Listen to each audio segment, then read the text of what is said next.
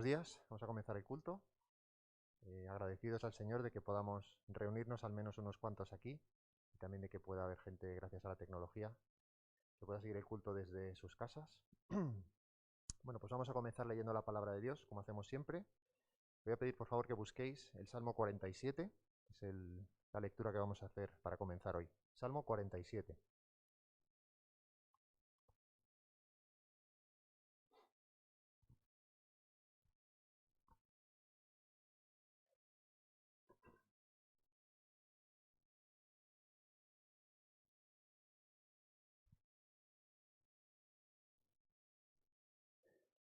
Pues dice así la palabra de Dios. Pueblos todos, batid las manos, aclamad a Dios con voz de júbilo, porque Jehová el Altísimo es temible, Rey grande sobre toda la tierra. Él someterá a los pueblos debajo de nosotros, y a las naciones debajo de nuestros pies. Él nos elegirá nuestras heredades, la hermosura de Jacob, al cual amó. Subió Dios con júbilo, Jehová con sonido de trompeta. Cantad a Dios, cantad. Cantad a nuestro Rey, cantad, porque Dios es el Rey de toda la tierra. Cantad con inteligencia. Reinó Dios sobre las naciones. Se sentó Dios sobre su santo trono. Los príncipes de los pueblos se reunieron, como pueblo del Dios de Abraham, porque de Dios son los escudos de la tierra. Él es muy exaltado. Vamos a orar. Señor, venimos delante de ti, reconociendo que tú eres el único Dios, el Rey de todas las cosas, el Rey del universo, el que tiene en su mano todas las circunstancias, el que está sentado en su trono y reina soberanamente. Señor, nosotros somos criaturas tuyas y te pedimos perdón, Señor, porque muchas veces nos creemos más que eso, pero eso somos. Queremos reconocer que tú eres el único Dios, queremos aclamarte como tú mereces, queremos alabarte por tus grandes obras, adorarte, Señor, porque tú eres el único que merece la adoración.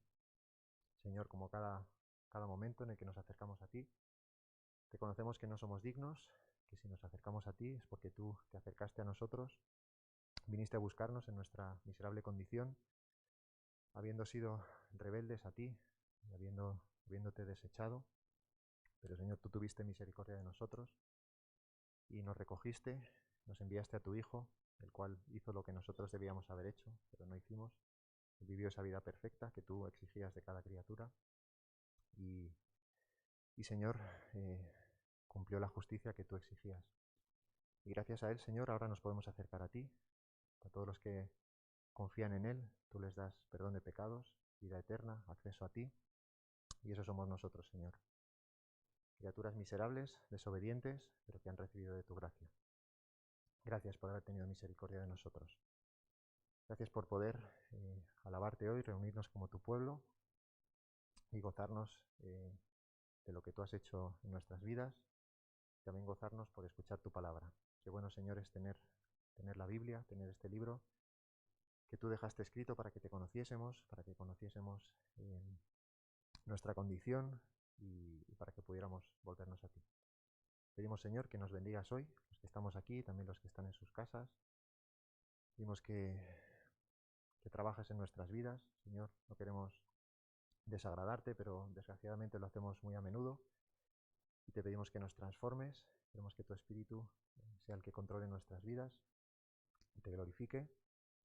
Y, Señor, que nosotros podamos ver la transformación que Él hace para hacernos más como tu Hijo. Te lo pedimos en su nombre. Amén.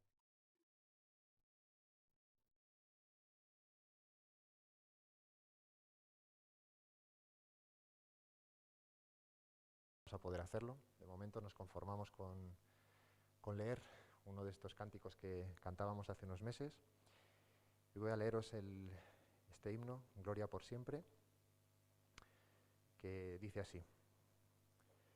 Gloria por siempre al Cordero de Dios, a Jesús el Señor, al León de Judá, la raíz de David que ha vencido y el libro abrirá. Los cielos, la tierra y el mar, y todo lo que en ellos hay, le adorarán y proclamarán, Jesucristo es el Señor. Él es Señor, Él es Señor. Levantado de la tumba es el Señor. Toda rodilla se doblará, Toda lengua confesará que Jesús es el Señor. mi Señor, levantado de la tumba es mi Señor. Le adoraré y confesaré que Jesús es mi Señor.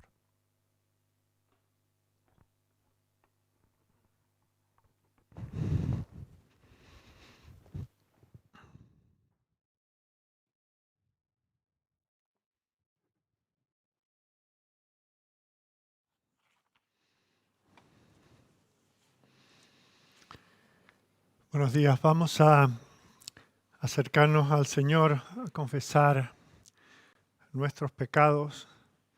Una de las doctrinas que nosotros creemos y predicamos es la de la depravación radical de nuestros corazones y como consecuencia de eso necesitamos venir cada día al Señor reconociendo nuestro pecado y confesándolo.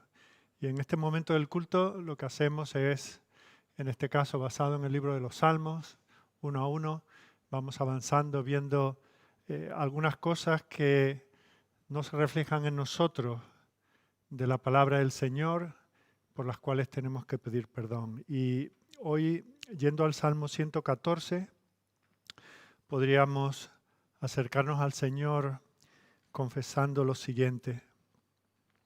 Dios de Jacob y Dios nuestro, hoy venimos delante de ti, confesando la falta de sentido de tu presencia en nuestras vidas, que nos lleva a no temblar ante ti como debemos y a temblar ante pequeñeces como no debemos. Nos sacaste de la esclavitud del Egipto de nuestro pecado, rescatándonos de una destrucción segura. Pero esa realidad ha dejado de maravillarnos y te tenemos en nuestros labios solo para esperar de ti menudencias y baratijas. Has hecho de nuestros corazones tu santuario, al habitar en ellos por tu espíritu. Pero esa casa santa la tenemos descuidada, deslucida y en ocasiones hasta mancillada. Quieres hacer de nosotros tu señorío, pero cuestionamos lo que nos demandas, protestamos por lo que nos exiges y ponemos en duda lo que te motiva. Eres quien hace retroceder el mar y el río, quien hace moverse a los montes como corderitos. Pero nosotros no nos dejamos mover de nuestras tradiciones y compromisos mundanos para darte gloria como mereces. Has convertido la roca dura y seca de nuestros corazones en vergeles fértiles y fructíferos, pero nos jactamos de cualquier bondad que experimentamos como si de nosotros mismos hubiera salido. Señor, no temblar ante tu presencia es un inmenso pecado. Lo confesamos arrepentidos. Danos luz para verlo, humildad para reconocerlo, aborrecimiento para desecharlo y perdón para no volver a cometerlo. Amén. Que sea esta nuestra oración y que la palabra del Señor nos consuele y lo hace. Por ejemplo, cuando leemos el Salmo 103, versículos 10 y siguientes, nos recuerda el Señor que no ha hecho con nosotros conforme a nuestras iniquidades, ni nos ha pagado conforme a nuestros pecados, porque como la altura de los cielos sobre la tierra, engrandeció su misericordia sobre los que le temen. Cuanto está lejos el oriente del occidente, hizo alejar de nosotros nuestras rebeliones. Como el Padre se compadece de los hijos, se compadece Jehová de los que le temen, porque Él conoce nuestra condición, se acuerda de que somos polvo. En esa paz que nos da la palabra, podemos vivir con gozo, aún sin ser perfectos como deberíamos. Quisiera, continuando en nuestra lectura consecutiva de la Confesión de Fe Bautista de 1689, llegar al final del capítulo 19, nos quedaba un párrafo que recoge las enseñanzas de todo lo anterior y como tal es en ese contexto de todo lo que hemos visto del propósito de los usos de la ley de Dios que este párrafo tiene sentido. Y dice así: los usos de la ley ya mencionados tampoco son contrarios a la gracia del Evangelio, sino que concuerdan armoniosamente con él, pues el Espíritu de Cristo subyuga y capacita la voluntad del hombre para que haga libre y alegremente lo que requiere la voluntad de Dios, revelada en la ley. Eso creemos, entre otras cosas, sobre la ley de Dios. Quisiera, antes de entrar en la lectura y el estudio de la palabra, presentaros un nuevo himno. En este caso es la mitad del Salmo 10. En este himnario que estamos traduciendo, el Salmo 10 está dividido en dos. Casi que habría que verlos los dos juntos, pero la segunda parte la veremos el próximo domingo. Y los primeros 10 versículos se resumen en estas 4 estrofas que os leo. ¿Por qué te quedas lejos, oh Señor? ¿Por qué te escondes si hay tribulación? Persigue el malo al pobre con desdén, pero sus trampas a él lo atraparán. Se jacta el malo de su aspiración, bendice al ávido y desprecia a Dios. El malo en su altivez no busca a Dios. No hay Dios en su infundada reflexión. Torcidos sus caminos siempre son, tus juicios alejados de él están. Dice en su corazón, no caeré, el infortunio no me alcanzará. Su boca llena está de maldición, debajo de su lengua hay vejación. Se acerca a las aldeas a acechar y mata al inocente en un rincón. Sus ojos acechando al pobre están, acecha agazapado cual león. Acecha para el pobre arrebatar, atrapa al desdichado con su red. Se encoge, se agazapa al atacar y así en sus garras cae el infeliz. Dios ha olvidado, dice para sí, su rostro esconde, nunca lo verá. El próximo domingo veremos la conclusión porque nos quedamos así como con ganas de seguir viendo el pensamiento de este salmo. Bien, vamos ahora a pedir al Señor que haga de este tiempo de estudio de la palabra un tiempo especial en que oigamos su voz. Señor, nuestro Dios, nuestro Padre, queremos acercarnos a ti. Como hemos comenzado, el salmista convoca a todos los pueblos a batir las manos, Señor, para honrarte, para reconocerte, para darte gloria, para proclamar, Señor, que nuestra existencia depende de la tuya, de que tú eres desde siempre y que tú eres tan grande, tan maravilloso, que mereces nuestro aplauso constante, nuestro reconocimiento, pero no solamente de una manera externa, sino desde nuestro corazón. Y Señor, cuando vemos eso en tu palabra y cuando oramos a ti estas cosas, al reflexionar nos damos cuenta de que esa no es nuestra meta principal. Lo es, pero no vivimos como si lo fuera. Señor, hay tantas cosas que ocupan nuestra mente y nuestro corazón. Hay tantos deseos que, aun siendo lícitos, ocupan el lugar que tú deberías de tener en nuestras vidas. Tú eres Rey soberano, pero nosotros tenemos como un sirviente. Solamente nos acordamos de ti en la necesidad más absoluta. Buscamos, Señor, la salida a nuestras pruebas y solo cuando nos vemos frustrados y sin solución es que venimos a ti. Y lo mismo, Señor, cuando estamos viviendo momentos de dicha y de gozo, apenas paramos para darte gracias por estas bendiciones que en un mundo caído son situaciones extraordinarias.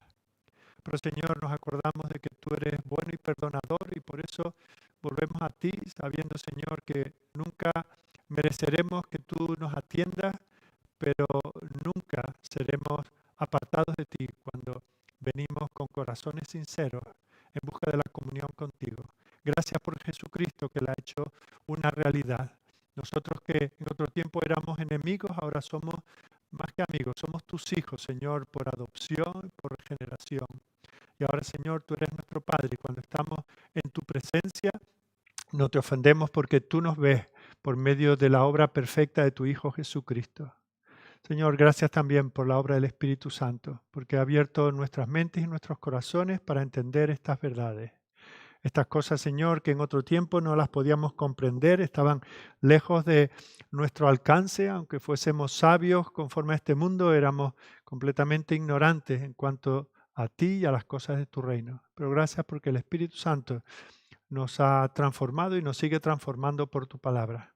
Y es por eso que queremos pedirte que lo envíes a esta reunión, que este lugar sea lleno de tu presencia, que podamos recibir tu palabra tal como tú has querido dejarla, que la entendamos en su plenitud y, Señor, que esa palabra nos transforme. Tú conoces la situación espiritual de cada uno de nosotros, sabes lo que necesitamos y te pedimos, Señor, que nos lo proveas. Bendice a aquellos que no están con nosotros en este día. Bendice a aquellos, Señor, que eh, por limitaciones a las cuales no pueden hacer nada por evitarlas, ya sea por enfermedad, ya sea por estar lejos de aquí, eh, no pueden tener esta comunión que nosotros disfrutamos, aunque con ciertas limitaciones.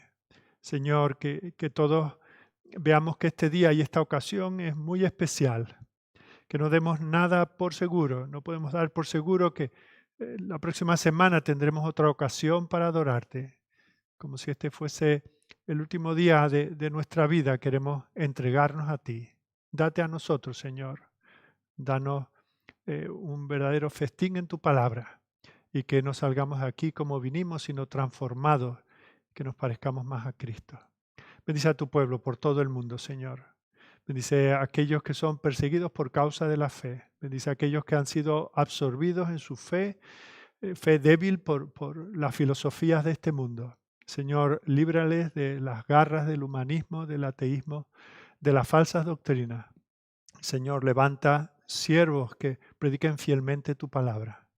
Bendice a aquellos, Señor, que están haciendo obra pionera, aquellos que están siendo misioneros en lugares distintos a donde ellos solían vivir. Señor, que el sacrificio que hace, sabemos que no puede salvar ningún alma, pero que tenga fruto en que la palabra que predican sea usada por ti para la salvación de muchos. Queda con nosotros, Señor. Responde a estas peticiones y a las que están en nuestros corazones por las que gemimos cada día. Haz tu voluntad en nosotros, Señor. Te lo pedimos por medio del mediador, nuestro Señor Jesucristo. Amén. En esta mañana vamos a continuar estudiando el libro de Isaías y llegamos al capítulo 45. Si lo buscáis en vuestras Biblias, lo leeremos.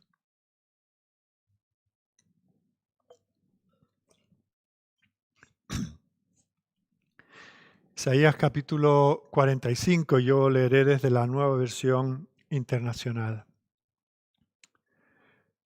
Así dice el Señor a Ciro, su ungido, a quien tomó de la mano derecha para someter a su dominio las naciones y despojar de su armadura a los reyes, para abrir a su paso las puertas y dejar abiertas las entradas. Marcharé al frente de ti y allanaré las montañas. Haré pedazos las puertas de bronce y cortaré los cerrojos de hierro. Te daré los tesoros de las tinieblas y las riquezas guardadas en lugares secretos, para que sepas que yo soy el Señor, el Dios de Israel, que te llama por tu nombre. Por causa de Jacob, mi siervo, de Israel, mi escogido, te llamo por tu nombre y te confiero un título de honor, aunque tú no me conoces. Yo soy el Señor y no hay otro. Fuera de mí no hay ningún Dios. Aunque tú no me conoces, te fortaleceré para que sepan de oriente a occidente que no hay ningún otro fuera de mí. Yo soy el Señor y no hay ningún otro. Yo formo la luz y creo las tinieblas. Traigo bienestar y creo calamidad. Yo, el Señor, hago todas estas cosas. Destilad cielos desde lo alto, nubes, haced llover la justicia. Haced llover justicia. Que se abra la tierra de par en par, que brote la salvación, que crezca con ella la justicia. Yo, el Señor, lo he creado. Ay del que contiende con su hacedor, ay del que no es más que un tiesto entre los tiestos de la tierra. ¿Acaso el barro le reclama al alfarero, fíjate en lo que haces, tu vasija no tiene agarraderas? Ay del que le reprocha a su padre, mira lo que has engendrado. Ay del que le reclama a su madre, mira lo que has dado a luz. Así dice el Señor, el Santo de Israel, su artífice. ¿Vais acaso a pedirme cuentas del futuro de mis hijos? ¿O a darme órdenes sobre la obra de mis manos? Yo hice la tierra y sobre ella formé a la humanidad. Mis propias manos extendieron los cielos y di órdenes a sus constelaciones. Levantaré a Ciro en justicia, allanaré todos sus caminos. Él reconstruirá mi ciudad y pondrá en libertad a mis cautivos, pero no por precio ni soborno. Lo digo yo, el Señor Todopoderoso. Así dice el Señor: los productos de Egipto y la mercancía de Cus pasarán a ser de tu propiedad. Los sabeos, hombres de elevada estatura, marcharán detrás de ti con grilletes. Se inclinarán en tu presencia y suplicantes te dirán: hay un solo Dios, no hay ningún otro, y ese Dios está contigo. Tú, Dios y Salvador de Israel, eres un Dios que se oculta. Todos los que hacen ídolos serán avergonzados y humillados, y juntos marcharán con su humillación. Pero Israel será salvado por el Señor con salvación eterna, y nunca más volverá a ser avergonzado ni humillado. Porque así dice el Señor, el que creó los cielos, el Dios que formó la tierra, que la hizo y la estableció, que no la creó para dejarla vacía, sino que la formó para ser habitada. Yo soy el Señor y no hay ningún otro.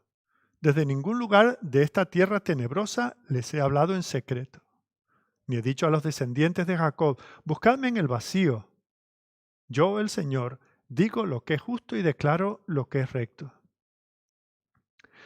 Reuníos fugitivos de las naciones, congregaos y venid. Ignorantes son los que cargan ídolos de madera y oran a dioses que no pueden salvar.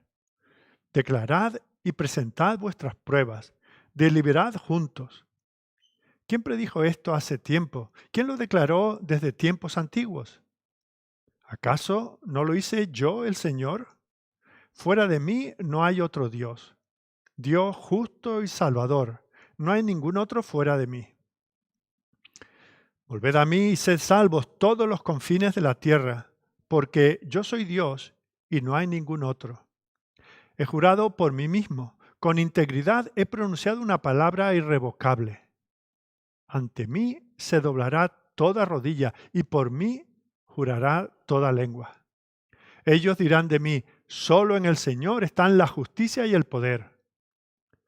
Todos los que contra él se enfurecieron, ante él comparecerán y quedarán avergonzados.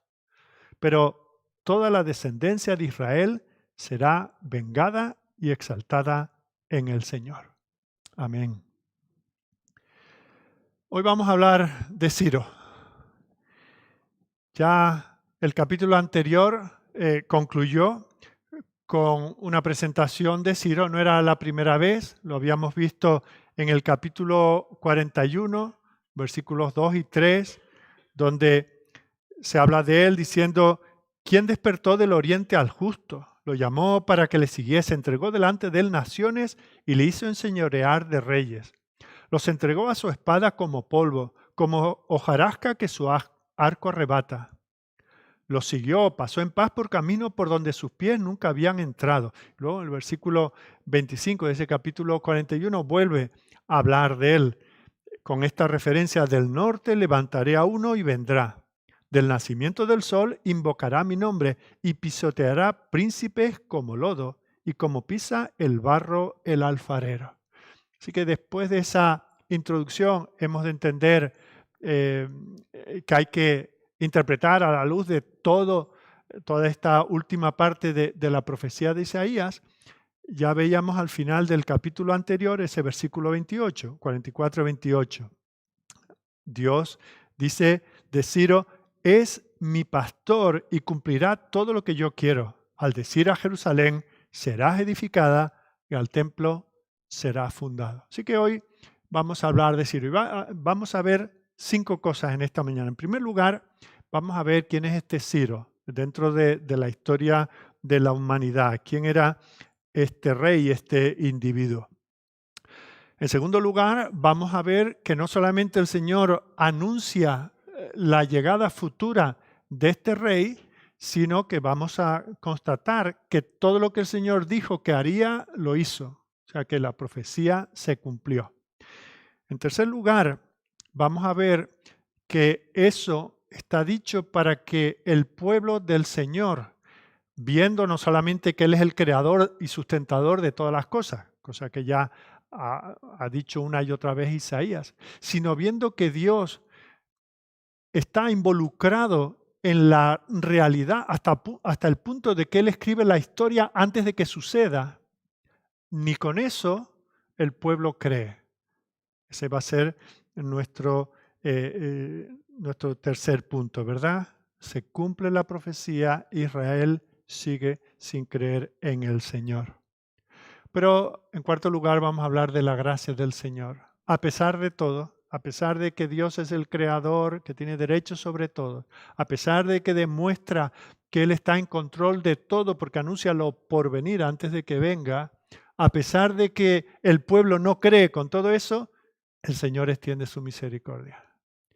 Y finalmente veremos que no solamente la extiende hacia ese pueblo, sino que la extiende a todas las naciones de la tierra. Nosotros, que en su mayoría, si no todos los que estamos aquí en esta mañana, no somos hebreos, no somos israelitas, no somos judíos, tenemos el privilegio, con tantas naciones aquí representadas, tenemos el privilegio de saber que hay un Salvador judío que vino a salvar no solamente a judíos, sino a hombres y mujeres de todo el mundo. Así que eso es lo que vamos a ver en esta mañana. Y vamos a dedicar buen tiempo a hablar de este personaje, de este Ciro en la historia, porque no es una cosa menor. Nunca sobrevaloraremos la importancia de este personaje histórico, porque lo que vemos que aquí se dice de él habría de ocurrir 150 años después de que se anunciase.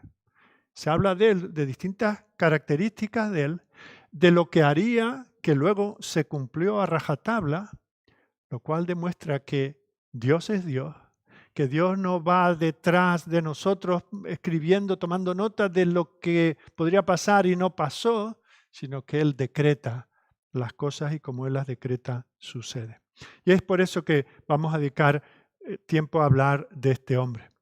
Comenzamos hablando de su persona. Este Ciro nació alrededor del año 590-585 a.C., de una familia real de Persia, y nació en un lugar llamado Anshan, que estaba en el territorio occidental de Elam. Era de familia real, pero en ese tiempo su pueblo estaba sometido por los medos. Podríamos decir un poco que era un niño bien de casa mal, ¿verdad? Familia real que no gobierna porque hay otros más poderosos que gobiernan. Su madre era hija de Astiages, el último rey de los medos. Habéis oído hablar de los medos, de los persas. Bueno, pues su madre venía de esa familia y le enseñó pues la cultura y la manera de vivir de los medos.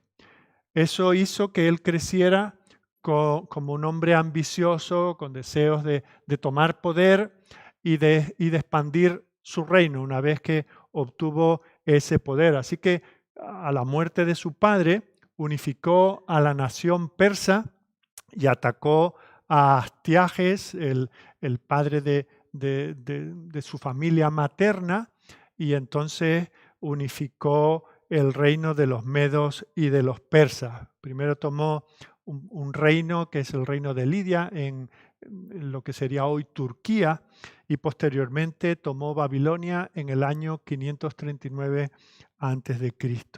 De todo esto hablaría Daniel. Claro, Daniel habría de venir después de lo que hoy estamos viendo de Isaías, pero fijaos cómo Daniel ya predijo, no con 150 años de anticipación, pero sí también predijo la venida de Ciro. Por ejemplo, en el 239, hablando con Nabucodonosor, el rey babilonio, de Babilonia, caldeo, dice: después de ti se levantará otro reino inferior al tuyo. En aquel momento era inferior, pero luego sería el reino dominante. Y dice: y luego un tercer reino de bronce, el cual dominará sobre toda la tierra. Y en Daniel 7:5 vuelve a hablarse, a hacerse mención de él. Dice: aquí otra segunda bestia semejante a un oso, la cual se alzaba de un costado más que del otro, y tenía en su boca 3 costillas entre los dientes, y le fue dicho así: levántate, devora mucha carne. Bueno, son referencias, ya digo, más cercanas en el tiempo a la venida de Ciro, pero no obstante refiriéndose a la caída de Babilonia a manos de los medos y de los persas. Bueno, pues este Ciro, después de esas victorias que os dije sobre los medos, sobre los lidios y los babilonios, que están ratificados por la historia secular, vemos cómo es muy importante para nosotros, porque de todo esto ya habla Isaías. Y habla Isaías cuando este hombre ni había nacido.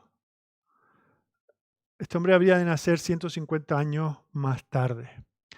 Pero la Biblia no está centrada en los personajes que muchas veces nosotros estudiamos. Y yo no quisiera que hoy salgáis de aquí conociendo mucho o poco de Ciro, sino de la razón por la cual se le menciona. Y se le menciona para hablar de la soberanía y del poder absoluto de Dios. Porque respecto de este hombre del cual yo os estoy dando unos pocos datos que menciona la Escritura, fijaos que el Señor dice que Él es el que lo pone. Él es el que actúa por medio de Ciro. Ciro, siendo todo un emperador de un gran reino, vemos que está ahí porque Dios lo ha puesto. Ya nos lo ha dicho Isaías en el capítulo 41, versículos 2 y 3, con estas preguntas retóricas, ¿verdad? ¿Quién despertó del oriente al justo y lo llamó para que le siguiese? Entregó delante de él naciones y le hizo enseñorear de reyes. Los entregó a su espada como polvo, como hojarasca que su arco arrebata. Los siguió, pasó en paz por camino por donde sus pies nunca habían entrado. Fijaos, el Señor cuando introduce a este personaje que habría de venir, dice, bueno, ¿y quién lo puso ahí?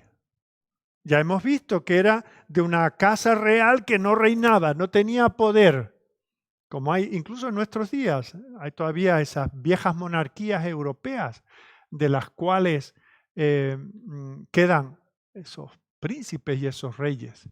Y si vamos a África, yo tengo una amiga que es princesa en Ghana. Bueno, supongo que en Ghana ser princesa no es tan difícil, ¿no? Con todos los respetos, ¿verdad? A mi amiga y a los de Ghana. Pero fijaos que cuántos son de linaje real que no tienen el menor poder. Y en este momento, Ciro, que ni siquiera había nacido, y ya el Señor pregunta, ¿quién es el que lo pone? Más adelante, en el mismo capítulo 41, el Señor vuelve a hablar de él. Del norte levanté, yo lo levanté. Lo da como hecho algo que todavía no ha sucedido. Vendrá y del nacimiento del sol invocará mi nombre y pisoteará príncipes como lodo y como pisa el barro el alfarero. Este que vendría con tanto poder y tanta fuerza, vendría porque Dios lo puso. Eso es lo que queremos ver en esta mañana. Aquí en este capítulo 45 volvemos a leer los primeros 3 versículos, donde de nuevo, aunque se menciona a Ciro, se menciona porque Dios está diciendo, yo soy el que lo pongo.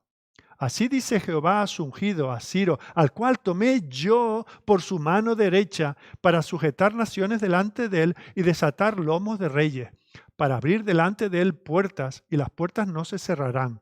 Yo iré delante de él y enderezaré los lugares torcidos, quebrantaré puertas de bronce y cerrojos de hierro haré pedazos. Y te daré los tesoros escondidos y los secretos muy guardados, para que sepas que yo soy Jehová, el Dios de Israel, que te pongo nombre. ¿Os dais cuenta? Se presenta este que durante un tiempo va a ser uno de los hombres más poderosos de la tierra. Pero dice, si ha podido abrir puertas y despojar naciones poderosas, que no se lo crea. Y que nadie se crea que hay un hombre que tiene ese poder. Yo lo pongo. Va a seguir en el capítulo siguiente, capítulo 46, versículo 11. De nuevo, es Dios quien habla de sí mismo. Dice, llamo desde el oriente al ave y de tierra lejana al varón de mi consejo. Yo hablé y lo haré venir. Lo he pensado y también lo haré. Y de nuevo en el 48, 14, dice, juntaos todos vosotros y oíd. ¿Quién hay entre ellos que anuncie estas cosas? Aquel a quien Jehová amó, ejecutará su voluntad, la voluntad de Dios, no la voluntad de este hombre, ejecutará su voluntad en Babilonia y su brazo estará sobre los caldeos. Este que no tiene ningún poder, será poderoso porque yo le daré poder. Bueno, pues este es nuestro primer punto. Hemos visto un poco quién es este personaje, pero también espero que hayamos visto quién está detrás de este individuo. Ahora, de él se dice, y ya hemos leído, todo lo que el Señor haría a través de él. En segundo lugar, esta mañana quiero que veamos cómo se cumplió todo lo que Dios dijo a través, que sucedería a través de él. En el capítulo 44-28, el último versículo del capítulo anterior, se habla de que Ciro pronunciaría un decreto, firmaría un decreto. De decreto sabemos, estos días tenemos uno diario, ¿verdad? Y este sería con respecto a la reedificación del templo. Volvemos al 44-28. Dice de Ciro, es mi pastor y cumplirá todo lo que yo quiero. Al decir a Jerusalén, serás edificada y al templo serás fundado. Fijaos que esto es una profecía extraordinaria porque se habla de la reedificación del templo cuando el templo todavía no había sido destruido, cuando todavía Jerusalén no había sido tomada completamente por Babilonia. Esto habría de suceder 100 años más tarde. Ahora, eso que el Señor dice tiene su cumplimiento y está escrito en el libro de Esdras en sus primeros capítulos. Fijaos, aquí se dice, de Jerusalén serás edificada, el templo será vuelto a poner en su lugar. Aquí en el 45:13 se habla de edificar la ciudad.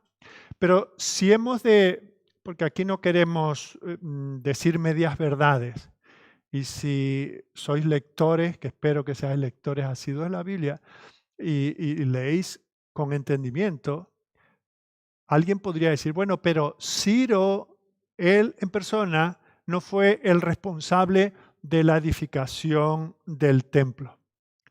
Pero tenemos que decir directamente no, lo reconocemos, pero sí de manera indirecta. Fijaos que cuando Ciro firmó ese decreto para que los judíos pudiesen volver de Babilonia a Jerusalén, ese era el decreto que hacía posible que posteriormente fuesen edificados los muros y fuese reedificado y reconsagrado el templo.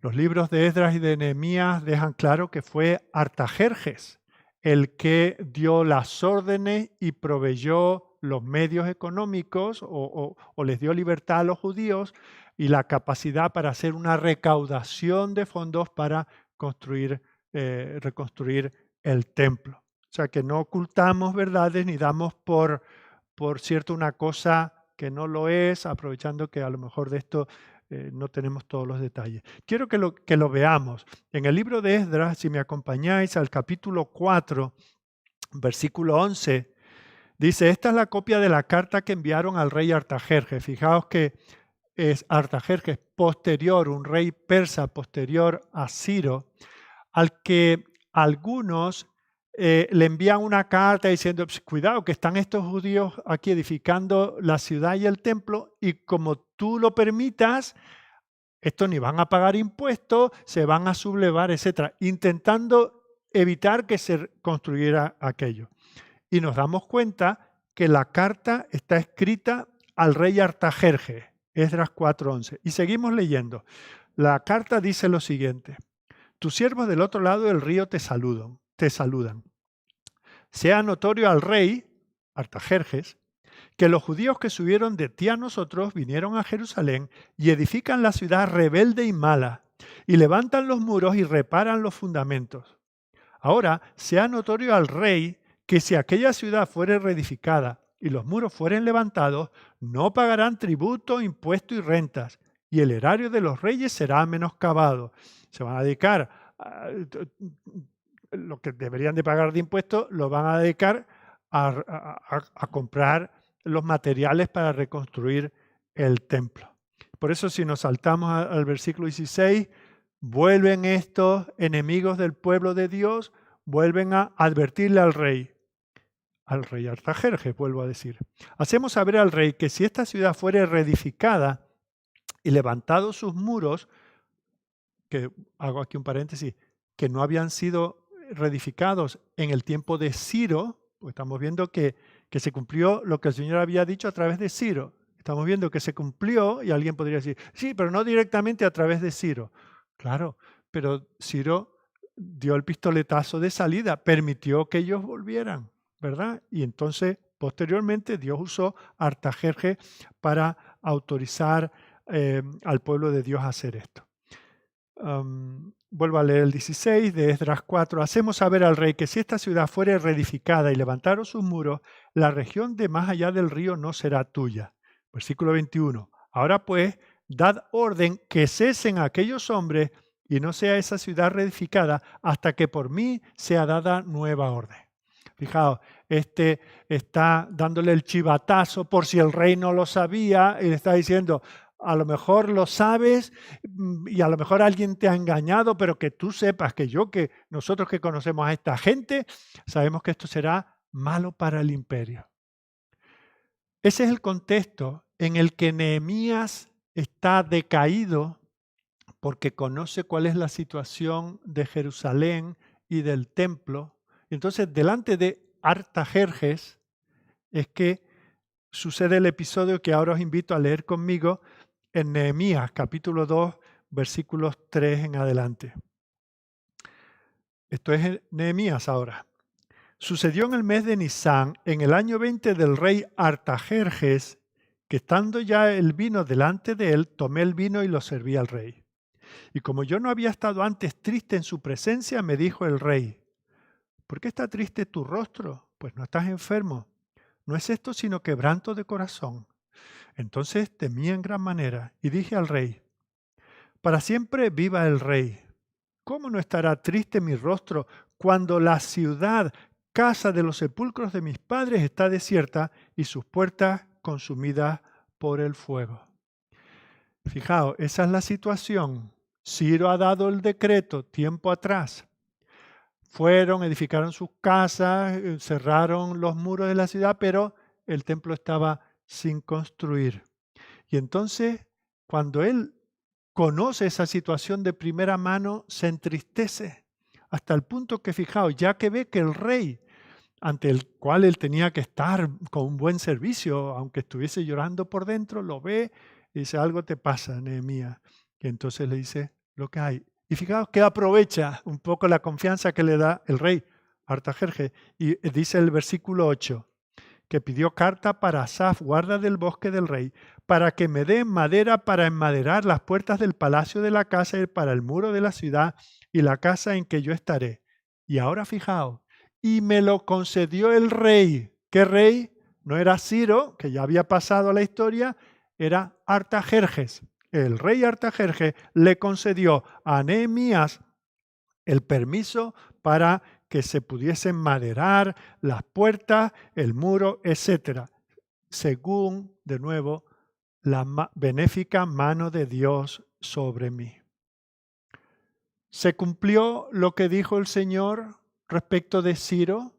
Pues se cumplió, porque Ciro dio el decreto, la gente volvió, se hizo un primer intento de reconstrucción, no se llegó a la conclusión hasta que el Señor levantó a Esdras y a Nehemías. Así que vemos cómo Ciro fue instrumento. Se cumplió la palabra del Señor. Él había tenido interés en el templo, como consumado politeísta que era. Parece que pensó que cualquier ayuda de cualquier deidad de los judíos, mejor tenerla a favor que en contra. Así que le resultaba ventajosa. Eso no es algo único. Vemos como 20 años más tarde, Darío también expresó un deseo similar y por eso dio órdenes. Y leemos en Esdras 6:10, esto lo dice Darío, para que ofrezcan sacrificios agradables al Dios del cielo y oren por la vida del rey y de sus hijos. No es que fueran creyentes estos hombres, pero si existe el Dios de los judíos, pues mejor tenerlo de nuestro lado. Y es con ese principio que distintos reyes, Ciro, Artajerjes, Darío, tuvieron ese favor con el pueblo de Dios. ¿Y por qué? Porque el Señor estaba detrás de ellos. Estaba cumpliendo la palabra que había dicho 150 años antes. Y eso a pesar de que, como nos dice en Esdras capítulo 4, Rehum, canciller, Simsai, secretario, funcionario del reino de Persia, enviaron una y otra vez estas cartas, intentaron negociar, os ayudamos nosotros. Primero intentaron de esa manera para boicotear la obra, intentaron evitarlo de todas maneras, pero la voluntad de Dios se cumplió. La concesión por parte de Artajerjes permitiendo que la obra comenzara en el tiempo de Ciro y concluyera durante su reino, solo confirma lo que ya conocemos de la palabra del Señor en Proverbios 21:1, que dice, como el repartimiento de las aguas, así está el corazón del rey en la mano de Jehová, a todo lo que quiere lo inclina.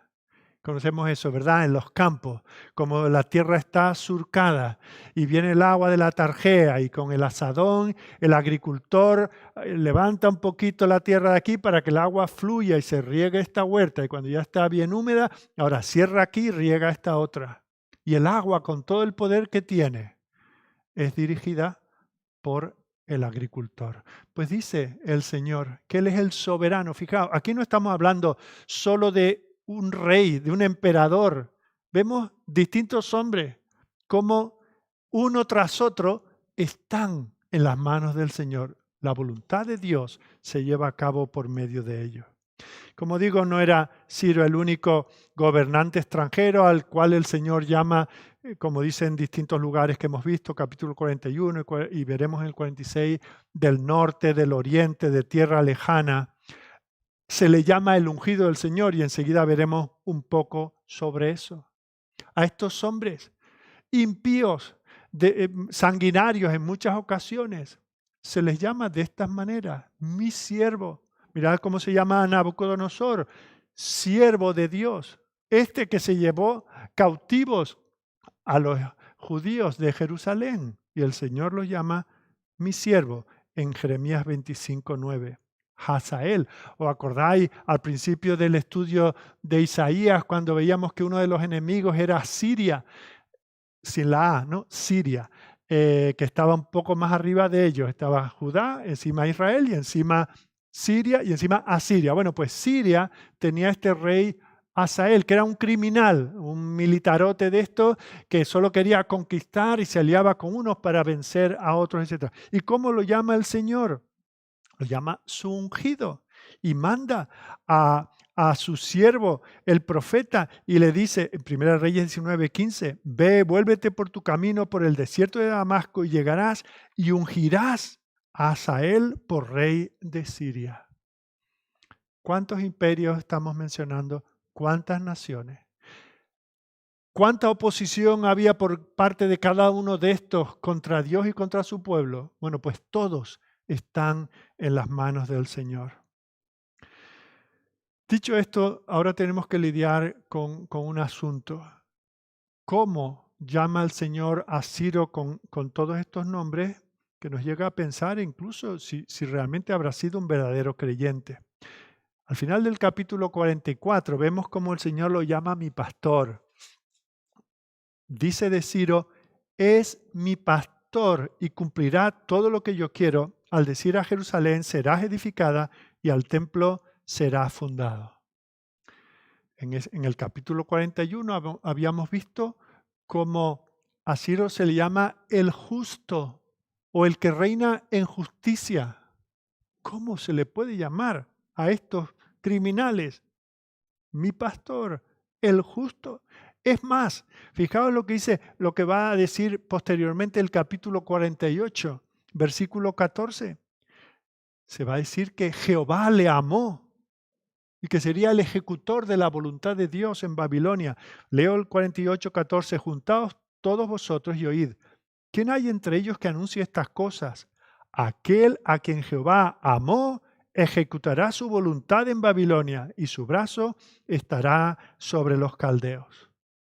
O sea que pastor llamado el justo para servir en justicia, se le llama aquel que ejecuta la voluntad de Dios. Pero si todo esto ya nos parece asombroso, Vemos como también se le llama Mesías, el ungido. Así comienza el capítulo que estamos viendo hoy. Dice Jehová a su ungido, a Ciro. Aquí la palabra es la palabra Mesías. Se le identifica con el Mesías. Fijaos, esta palabra que se utiliza respecto de Jesucristo. Salmo 2.2 dice, se levantarán los reyes de la tierra y príncipes consultarán unidos contra Jehová y contra su ungido. En Daniel, advirtiendo de la venida de Jesucristo, en Daniel 9.25, habla de el Mesías príncipe.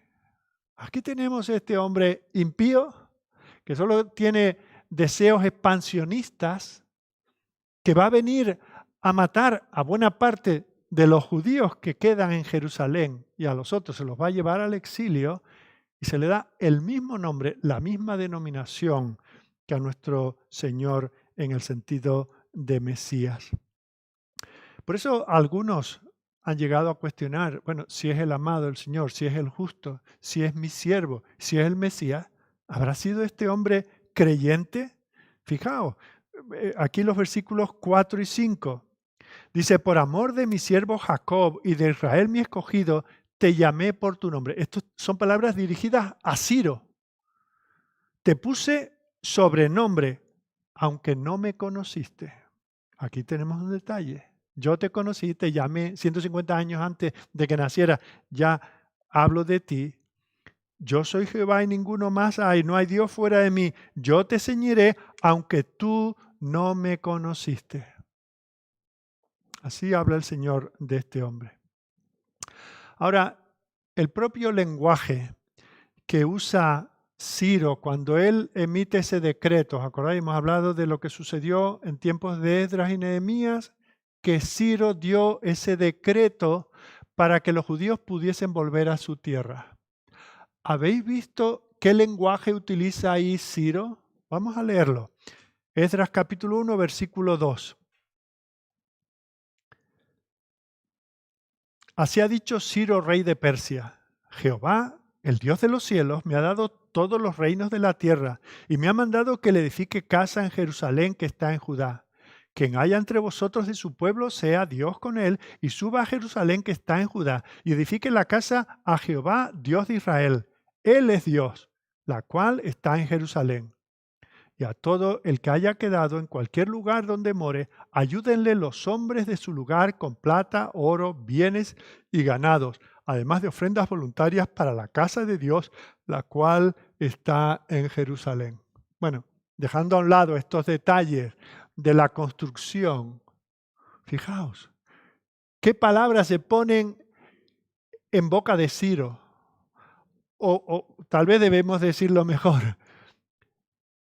¿Bajo qué párrafo puso su firma Ciro? Y yo os voy a sugerir que muy posiblemente quien hizo la redacción de este párrafo fue el propio Daniel. No olvidemos que Daniel llegó a ser el segundo en el imperio.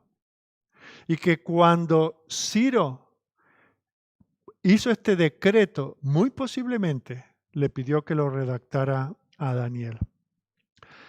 ¿Y por qué podemos decir esto? Porque tenemos evidencia, aún hoy en día, de que Ciro era politeísta.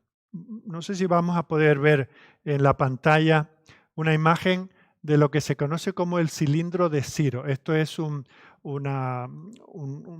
cilindro de barro de unos 25 centímetros, aquí parece muy grande, y está con unos inscritos en los cuales se describe la batalla de la captura de Babilonia por parte de Ciro. Recordemos que estaba Nabucodonosor en Babilonia y luego su nieto, cuando apareció aquella pintada en la pared, y aquella misma noche se acabó el reino de los babilonios. ¿Quién había entrado en Babilonia? Ni más ni menos que Ciro. Y cuando él relata en esta figurilla de barro que tenéis delante de vuestros ojos, vemos como él atribuye esa victoria a sus dioses Bel, Nebo y Marduk, todos ellos reyes de Babilonia. Otra cosa, no pensemos que es que él tuvo una visión especial respecto al pueblo judío porque era el pueblo escogido de Dios.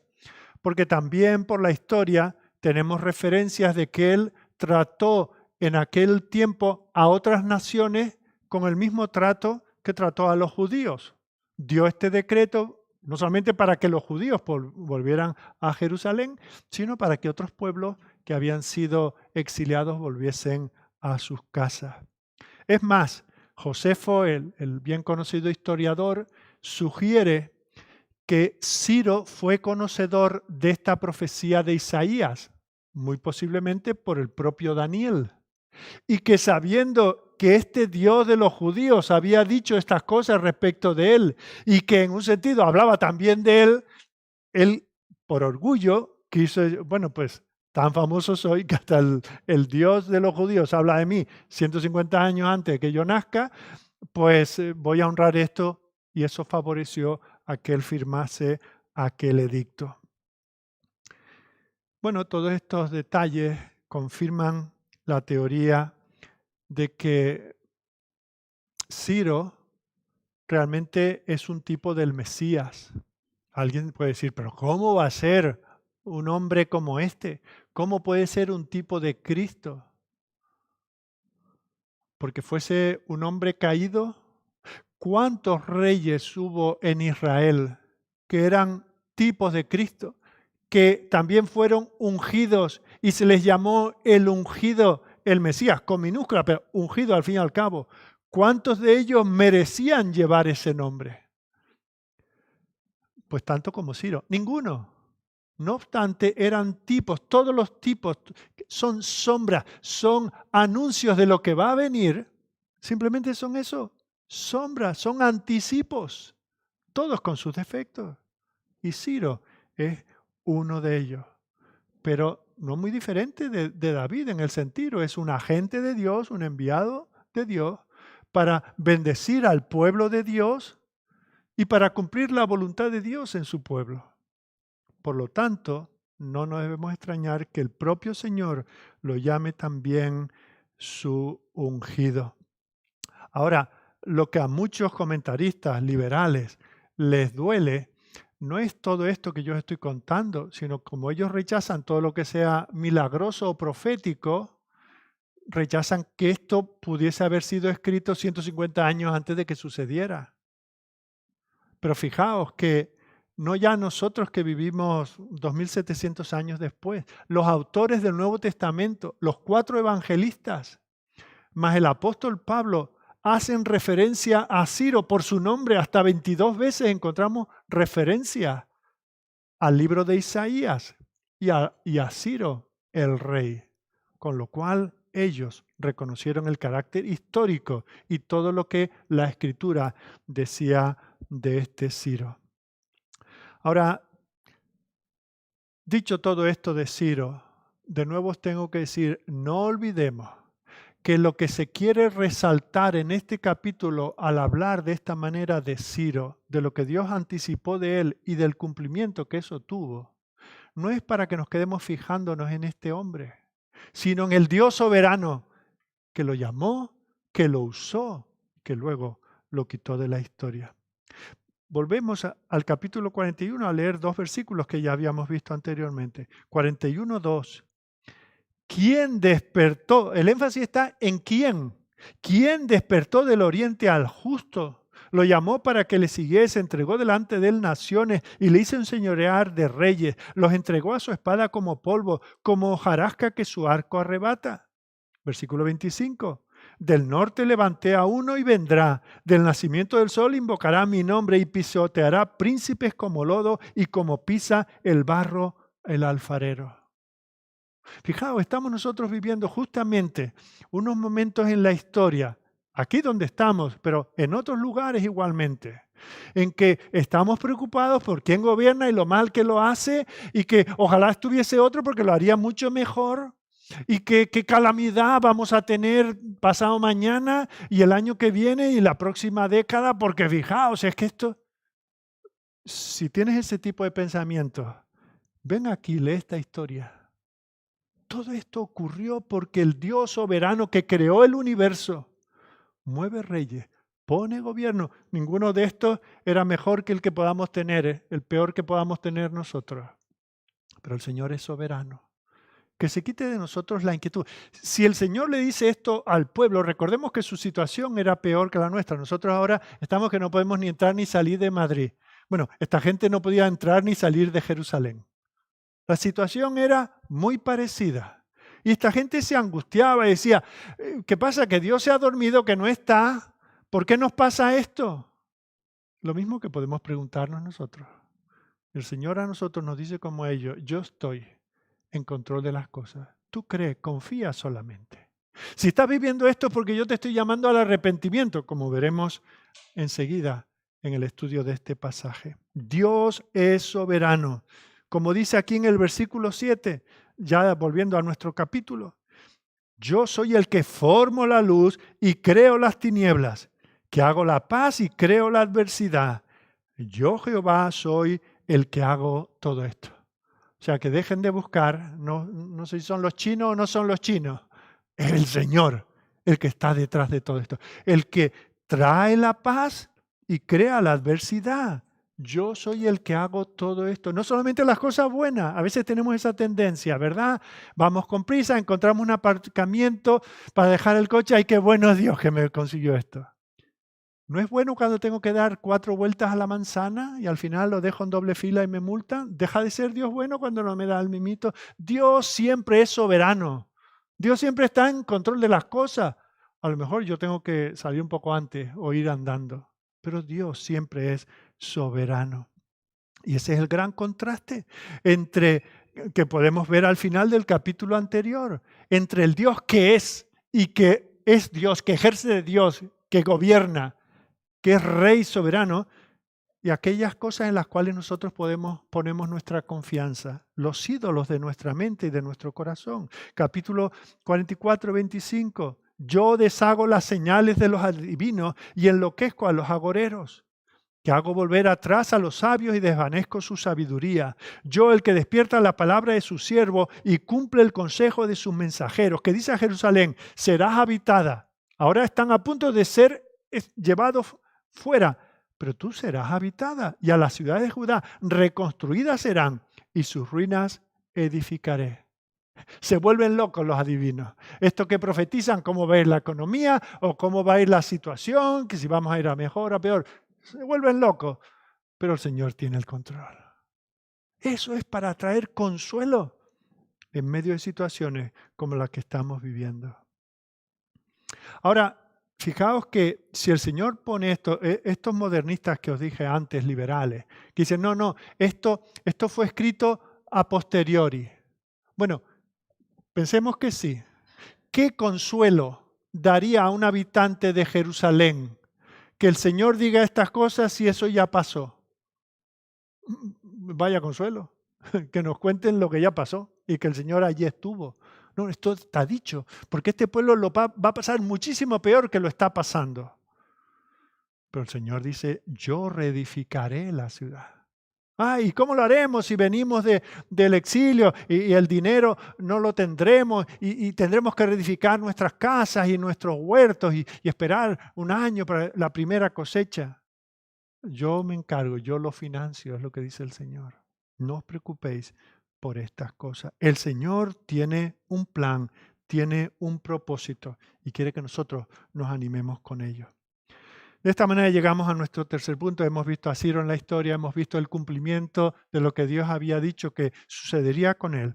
Pero ahora el foco del pasaje está en el pueblo de Israel, el cual recibe este anuncio, pero no se inmuta. Sigue sin creer en el Señor. No se animan, siguen dudando de Él. En lugar de decir, bueno, pues si este es nuestro Dios y si esto es lo que nos va a pasar, apretemos los dientes, pongámonos de rodillas y esperemos en Él.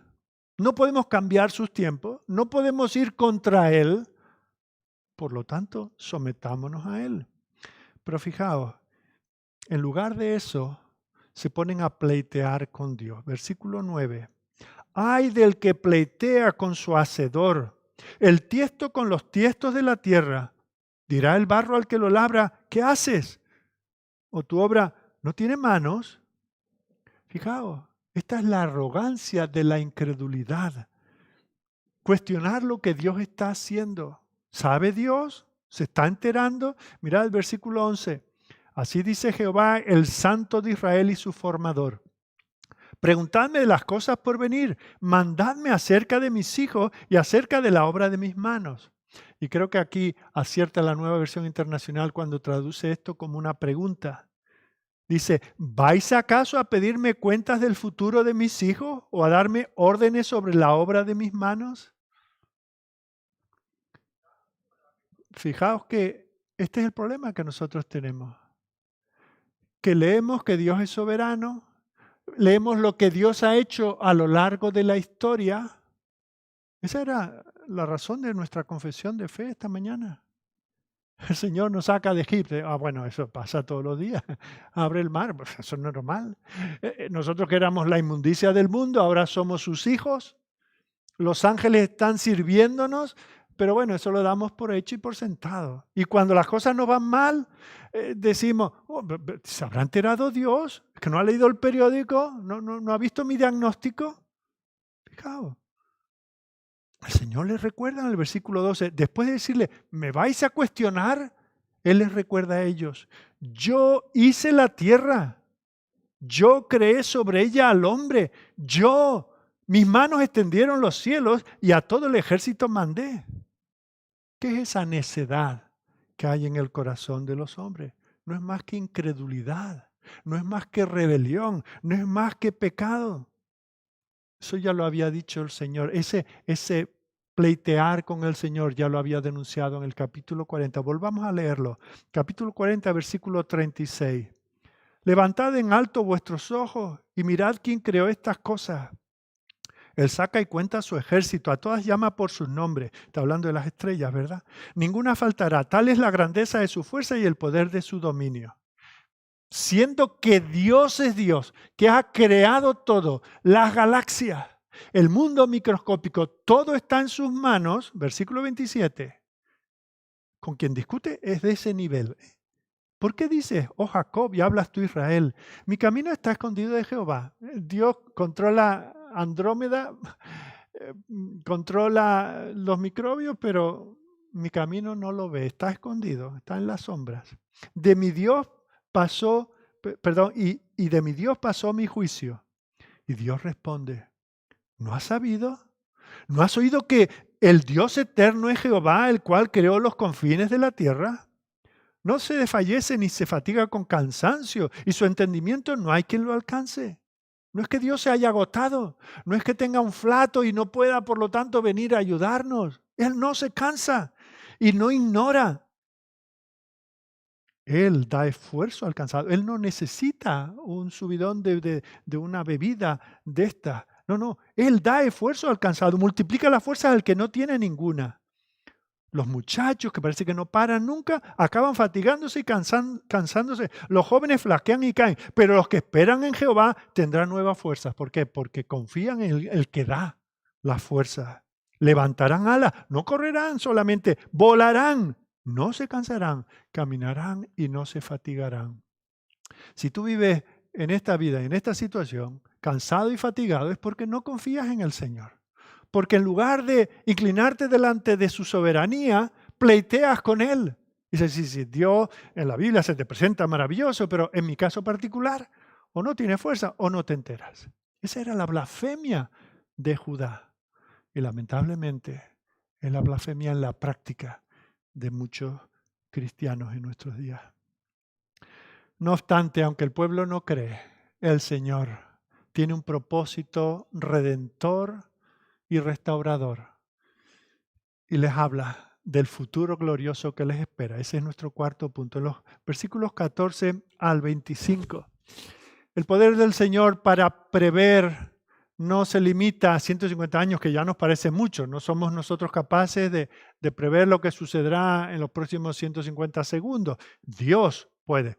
Pero su promesa y su previsión va, en este caso, al menos 700 años más adelante. Fijaos, el Señor está previendo algo que ocurriría de una manera explosiva en el día de Pentecostés. La iglesia, el pueblo de Dios que hasta ese momento estaba limitado a una pequeña nación casi extinguida, a una pequeña etnia. Ahora el Señor anuncia, dice, vosotros dudáis de mí, pues yo os voy a demostrar que no solamente soy Dios para vosotros pocos, soy Dios para toda la tierra. Y vemos como el discurso que viene a continuación tiene esos dos enfoques. Primero, dirigido a Israel. Mi mano no se ha cortado, no me he cansado para bendeciros, Israel. Pero dice además, mirad, levantad los ojos, mirad al resto de las naciones, yo soy Dios para todo el mundo. Mirad la primera parte, versículos 14 al 19, con esto en perspectiva, que Dios le está diciendo al pueblo, no estoy desbordado respecto a vosotros. Dice así, dice Jehová, el trabajo de Egipto, las mercaderías de Etiopía y los sabeos, hombres de elevada estatura, se pasarán a ti y serán tuyos. O sea, ahora estás desposeído, los muros que te sirven de protección en Jerusalén al mismo tiempo te impiden salir a cultivar las tierras y te estás empobreciendo, pero un día vendrá la gente a venderte sus productos y tú podrás comprarlos. Irán en pos de ti, pasarán con grillos, te harán reverencia y te suplicarán diciendo, ciertamente en ti está Dios y no hay otro fuera de él. Fijaos, se invierten las tornas. ¿Os acordáis cuando aquella familia de Jacob tuvo que ir a Egipto porque había hambre en toda la tierra y estaba todos los supermercados cerrados y el único que estaba abierto era el de Egipto?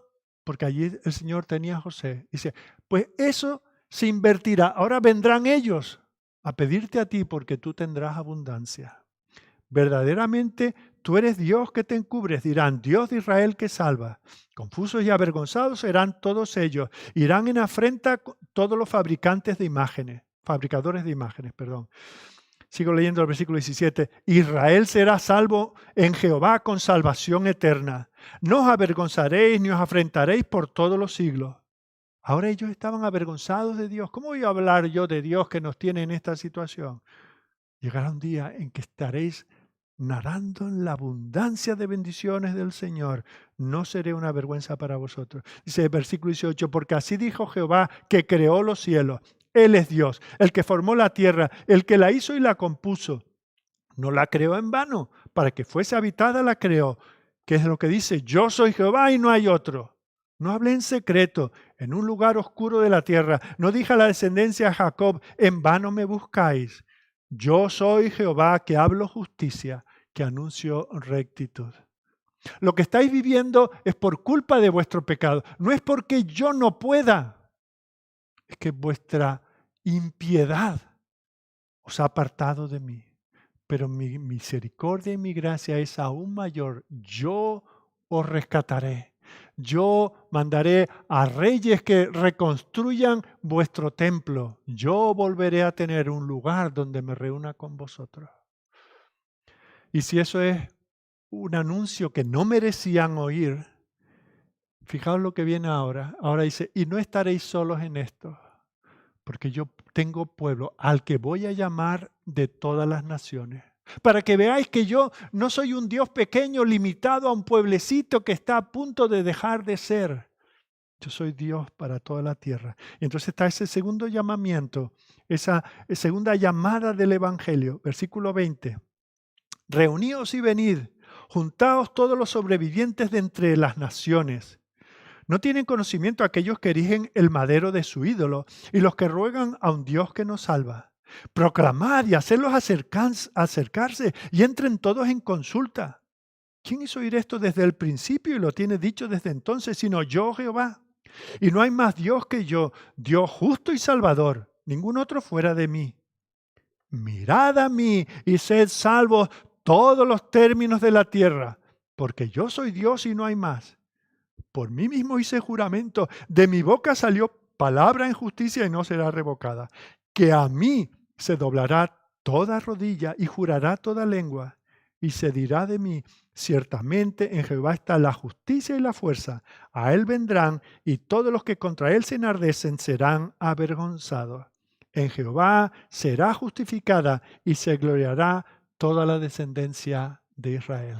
Yo soy Dios para vosotros y para muchos más. Y por eso dice, mirad a mí y ser salvos todos los términos de la tierra. Y aquí se menciona a todas estas naciones, a egipcios, cusitas, sabeos, todos viniendo a inclinarse delante del Señor y a reconocer a Israel, ciertamente en ti está Dios. Qué vergüenza, fijaos, para el propio Israel, que tengan que venir otros a decirle, vosotros no lo veis, vosotros os quejáis, cuestionáis a Dios, pero Dios está con vosotros.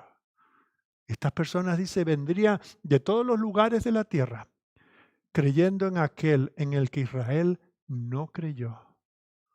Cuando Jesús se encarnó, a lo suyo vino y los suyos no le recibieron. Mas a los que le recibieron, a los que creen en su nombre, les dio potestad de ser llamados hijos de Dios. Esto no por etnia ni por voluntad de ningún hombre, sino es la voluntad de Dios que Él anuncia. Y esta gente vendría. Estos que tenían ya por descendencia, tenían ídolo tras ídolo, y hastiados de ello, aburridos de no recibir nada de ello, vendrían y reconocían, el Dios de Israel, ese es Dios, no hay Dios fuera de él. Es lo que ya habíamos visto en el versículo 6. Y ahora dice en el versículo 23, perdón, capítulo 44, versículo 6, y ahora en el capítulo 5, versículo 23 dice, por mí mismo hice juramento. Dios está aquí refiriéndose a ese pacto eterno que ha hecho en la eternidad.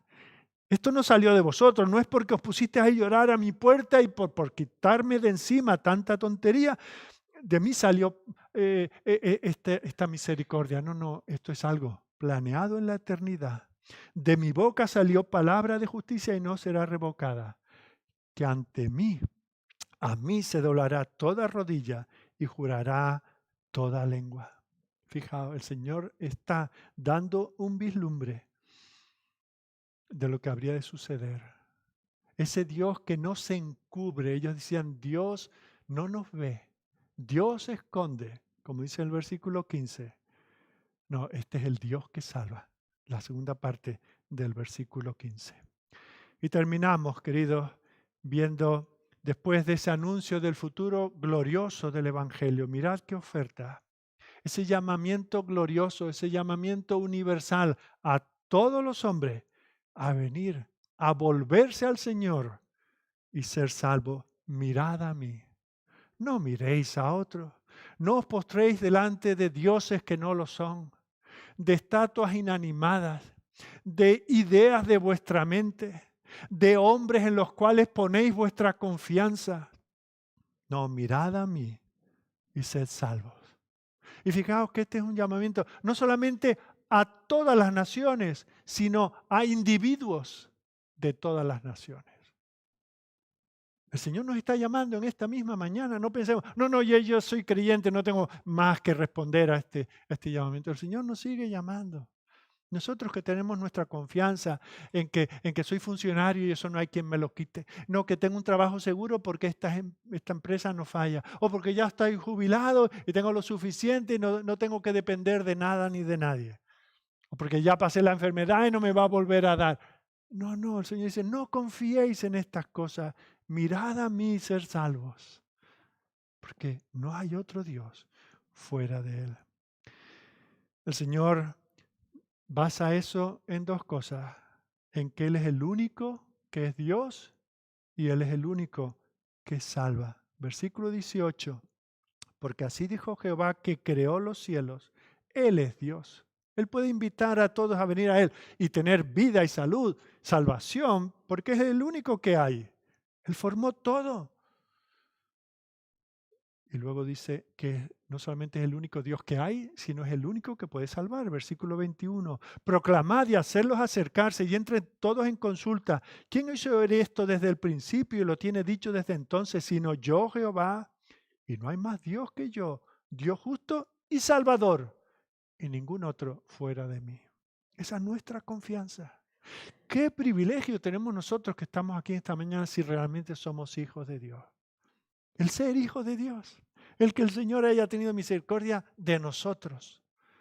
que desde distintos lugares de esta tierra caída y perdida, el Señor nos haya dado su Espíritu para poder responder, reconocer que Dios no miente, que Dios es y que sus promesas son fieles y verdaderas, que Él anuncia lo por venir, como hemos visto en el caso de este hombre Ciro, y que como se cumplió entonces, también se cumple ahora su palabra. Dios es justo y salvador.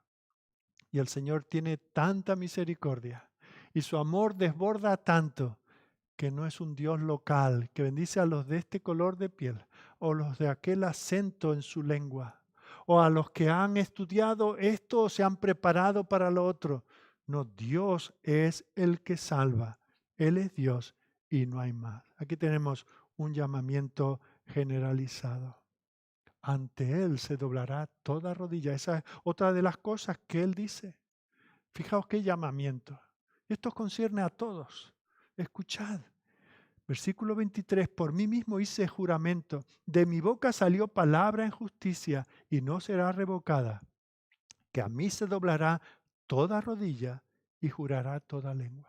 Después de esa invitación, el Señor dice, ven a mí si quieres ser salvo.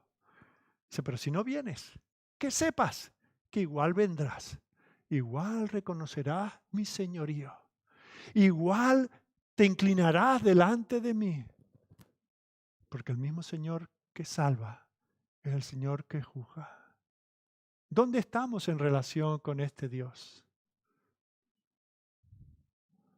Que Él tenga misericordia. Oremos. Señor, nuestro Dios, nuestro Padre, queremos darte gracias por un pasaje tan conmovedor. Te damos gracias, Señor, porque tú eres aquel que cumple sus promesas. Tú eres aquel que tienes en el control soberano de su mano, de su mente, aún a los hombres más poderosos de la tierra. Señor, perdónanos porque tantas veces te cuestionamos. Ponemos en duda, Señor, que tú estés ahí o que te fijes en nosotros. Aún como creyentes, Señor, ¿cuántas veces nos quejamos de tu providencia para nosotros? Perdona esa necedad, Señor. Perdona, Señor, porque esta misma oración la hemos repetido tantísimas veces. ¿Qué más muestras nos vas a dar de tu existencia y de tu salvación? Ya enviaste a tu Hijo. Ya Él dio su vida santa y perfecta para cubrir con su sangre a todos aquellos que en Él creen. Pero nos falta la fe, Señor. Danos fe. No va a salir de nosotros, nunca saldrá de nosotros. Crea en nosotros un nuevo corazón. Pon tu espíritu en nosotros para que veamos no solamente tu grandeza, sino nuestra necedad y nuestra necesidad. Señor, aplica tu palabra a nuestros corazones. Salva, bendice a los niños, a los jóvenes, a los adultos, aquellos, Señor, que han hecho una profesión de fe y por años se han considerado creyentes, pero no se han dado cuenta de la grandeza de tu deidad. No han experimentado la obra del Espíritu, Señor. A ellos también. Sálvalos, Señor. Manténnos con esa esperanza de saber que aunque tengamos que pasar un exilio, aunque tengamos que perder todo lo que tenemos, tú sigues siendo Dios, tú sigues estando en el trono. En ti podemos confiar y no ser defraudados. A ti sea la gloria en nuestras vidas, Señor. Te pedimos estas cosas y las esperamos de ti, en el nombre de Jesucristo. Amén.